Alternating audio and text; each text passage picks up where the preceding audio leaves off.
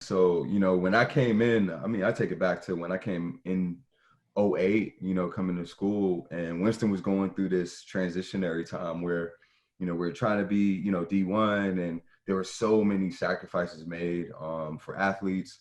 I'm pretty sure, individuals that were, helping to manage this process. And then we, in essence, didn't know where we were going to be at. We didn't even know that we were going to one day be able to fight for a championship.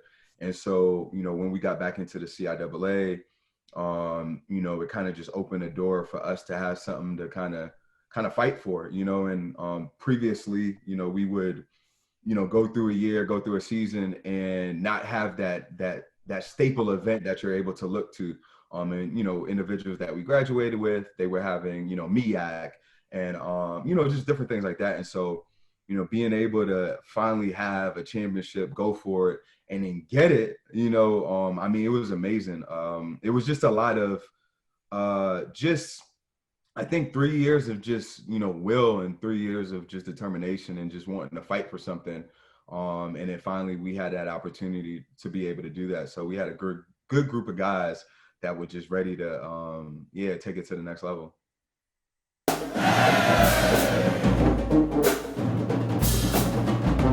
Honestly, those are my brothers. Like, till this day, like, my best friend was on that team. Fraternity brothers were on that team, and the individuals that I just check in with. And I think we just were a unit.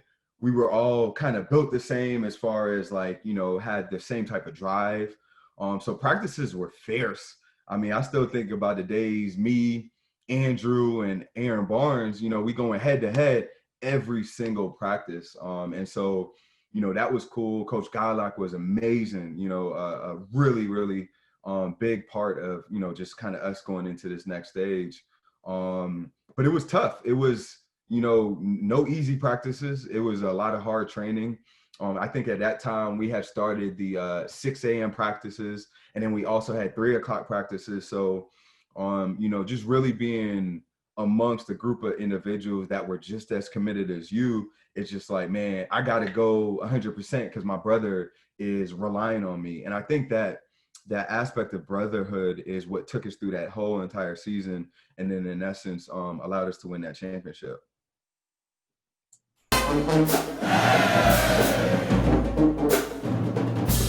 That was huge, just preparation wise. And it went back from, like, those '08 and those '09 years of being in, meets and just, like, not really having a conference to, say, hey, we're CIAA or we're MEAC or whatever. It's just like, man, we going at whoever is there, and it's just like, we took that grit into the CIAA and was just like, yeah, we have a home now, but we still have that ability as far as, like, just competing at a really, really high level.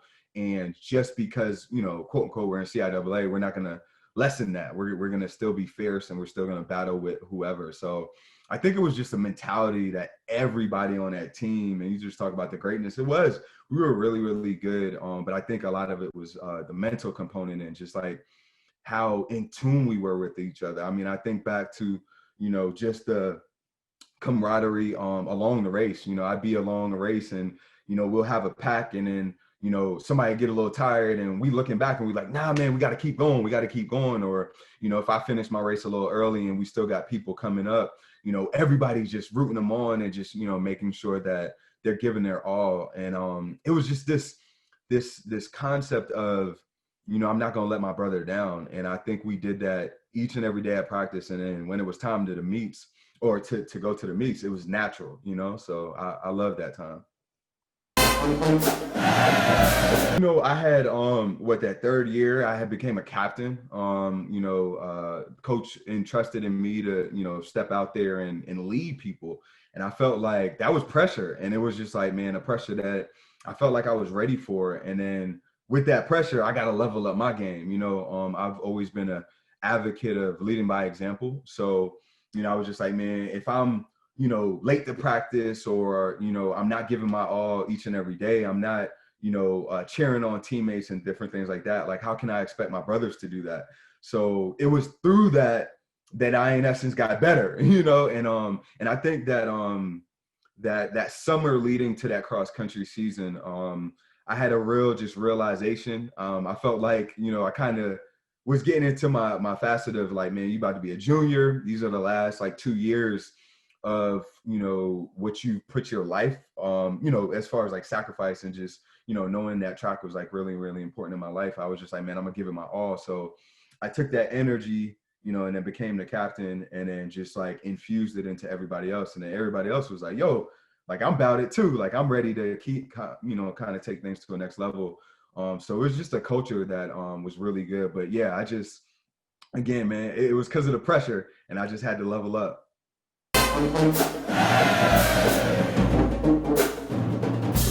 Bit of the history because of the, the gap, and not just having any association with the conference. And so we kind of knew it going in, and that gave us just like a more motivation, to be honest. I remember, the night before conference, we were all together, and we were just talking about like what it would be for the university to be the first ones in so long, to just really take things to the next level. And then, you even think about just on a respect side, track and, cross country doesn't really, bring in, revenue, big time revenue. So a lot of times it's not seen as like the go-to sport like that I want to kind of go check out. And at that time we had just got a new track, right? And so we just, like LeBron said when he won his championship, like, we just wanted our respect. And so we allowed that to motivate us. And then the pressure of being the first ones in a long time just ignited another, flame to us. And it was just like, man, we just got to get it, and we can't look back. And, I guess like one thing, and I'm pretty sure everybody that's a Winston-Salem State grad is, the pride and the love that we have for our university. If we could go down as far as like being one of the first in a long time, we felt like it was going to be it was going to mean a lot to the university. So that's kind of totally, man. It's been a wild ride. I actually spent a few years over in the East. I was in China doing an MBA program for a while.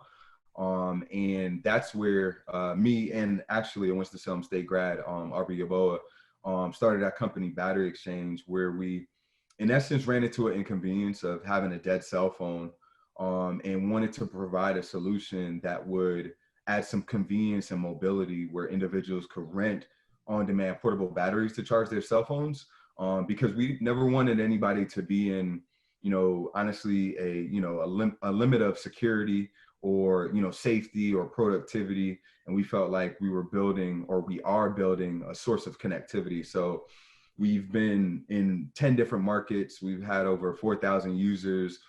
We've raised over $150,000 from just investors. And, we're really, really ready to take things to the next level.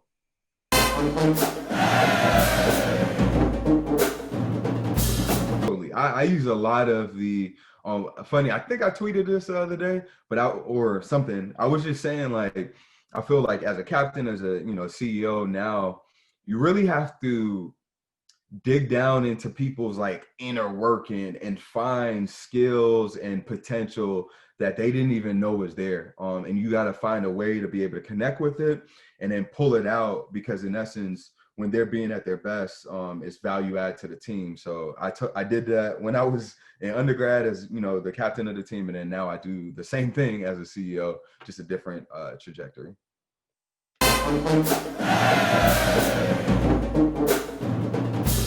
Some of the best years of my life. I mean, I even think about just the family. Like, I mean, because of social media today, we're able to connect with so many people. But there's a lot of people that I'm just still in touch with that all went to Winston. And it was just like, man, it's just love. Like, obviously my best friend came from there. Some of my, my fraternity brothers, but individuals that I hold closely to my heart are still in my life. And that was from, my time at Winston. I think Winston, I think it also molded me as a man. I think going in, this adolescent youth, you get thrown into the college world, and it's just like, man, really being able to learn who I want to be as Desmond, who I want to be as a man.